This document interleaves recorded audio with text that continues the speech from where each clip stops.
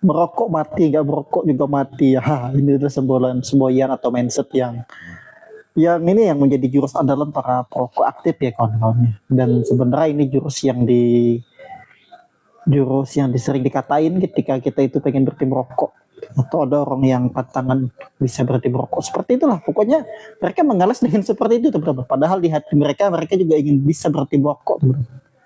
Nah seperti itu. Jadi pada dasarnya ketika kita sudah mulai berniat sungguh-sungguh dan mau berhenti merokok, itu adalah salah satu perubahan yang positif teman-teman. Dan itu sangat sangat bagus, langkah awalnya sangat bagus teman-teman. Gak apa-apa gagal berkali-kali ketika Anda berusaha berhenti merokok, tapi Anda terus mencoba dan terus mencoba teman-teman. Dan yang paling penting kalau untuk mau berhenti merokok ini teman-teman, menurut saya pribadi yang paling penting itu adalah, yang paling utama diubah itu adalah mindset teman-teman. Mindset atau cara pikir dan pola pikir kita. Karena sebelum kita mengenal rokok, semua itu terasa biasa aja, dan ketika kita setelah makan atau stres nggak merokok ya biasa aja, banyak beban pun ya biasa aja, nggak merokok-rokok juga, seperti itulah.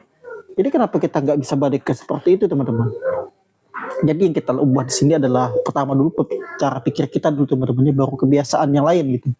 Karena ini sangat berperan vital dan sangat-sangat penting ya. Ini kalau mindset kita sudah bahwa kita segala sesuatu tuh nggak mesti harus merokok, itu pasti akan ada efeknya teman-teman.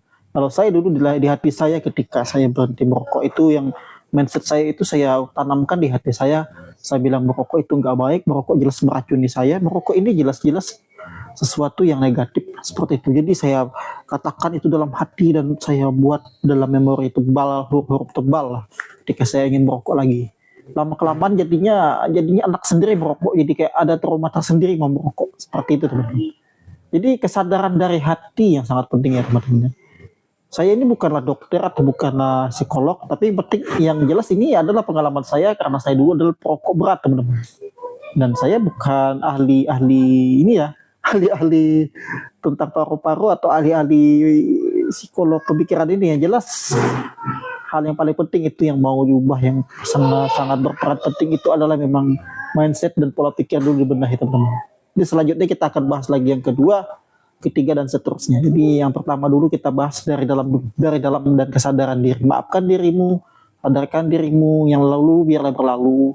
Gitu. Masih ada kesempatan dan waktu kok untuk menjadi lebih baik, karena berhenti merokok ini hal yang besar ya teman-teman, termasuk hal yang besar dan perubahan yang bagus dalam hidup, untuk membuat diri itu menjadi sebuah orang yang konsisten teman-teman, karena butuh konsistensi yang besar.